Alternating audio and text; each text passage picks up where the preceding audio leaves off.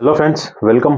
आज अपन बात करेंगे एनपीएस के कंट्रीब्यूशन की और उसकी छूट की। एनपीएस यानी नेशनल पेंशन स्कीम में आपका एम्प्लॉयर या आपकी कंपनी कंट्रीब्यूशन देता है, तो उसकी छूट इनकम टैक्स में कैसे लेंगे। सेक्शन 80 सीसीडी 2 में उसकी छूट मिलती है और उसकी कैलकुलेशन कैसे देखेंगे। एक एग्जांपल लेके चलता हूं मैं।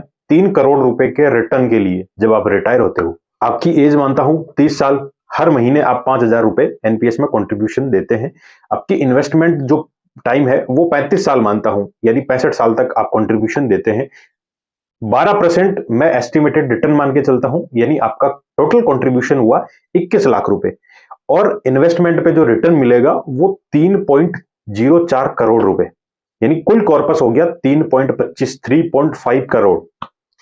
एन्युटी की खरीद, यानी जब आप रिटायर होंगे तब आपको जो एन्युटी खरीदनी होगी, 60% तो आपको इन्वेस्टमेंट मिल जाएगा जो भी है, और 40% आपके इन्वेस्टमेंट का आपको एक पेंशन प्लान चूज करना होगा, उससे आपको मंथली पेंशन मिलेगी। जो 60% आपको लमसम या एक मुश्त मिलेगा वो 1.95 करोड़ यानी 1.95 करोड़ मिलेगा। और जो 40% आप रिटायरमेंट के बाद जो एन्युटी प्लान लेंगे यानी पेंशन प्लान लेंगे, वहां आपको मंथली पेंशन मिलेगी 65,000 रुपए, 65,000 रुपीज। एक क्वेरी आई थी कि क्या स्टेट जो कि ओल्ड पेंशन स्कीम ऑप्ट कर चुके हैं, जिनमें ओल्ड पेंशन स्कीम लागू है, वहां के एम्प्लॉइज, गवर्नमेंट एम्प्लॉइज एनपीएस में कंट्रीब्यूशन दे सकते हैं और इनकम टैक्स में छूट ले सकते हैं। बिल्कुल एनपीएस का अकाउंट खुलवा सकते हैं, वो उनके कंट्रीब्यूशन का सेक्शन 80 सीसीडी 1B में छूट ले सकते हैं 50,000 का। ये जो कैलकुलेशन अभी अपन ने देखी है वो जरूरी नहीं है कि गवर्नमेंट सर्वेंट के लिए। आप प्राइवेट सेक्टर में करते हो, एनपीएस में कंट्रीब्यूशन करते हो, तो ये आप पे भी इंप्लीमेंट होता है।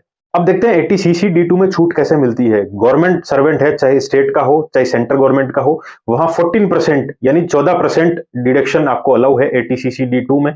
वहीं प्राइवेट सेक्टर में 10% अलाउ है। मान लीजिए आप प्राइवेट सेक्टर में जॉब करते हैं, आपकी 10 लाख इनकम है, आपका 10% यानी 1 लाख रुपए कॉन्ट्रीब्यूशन है एनपीएस में एम्प्लॉयर की तरफ से, वो आपको 80 सीसी D2 में 1 लाख की छूट मिल जाएगी।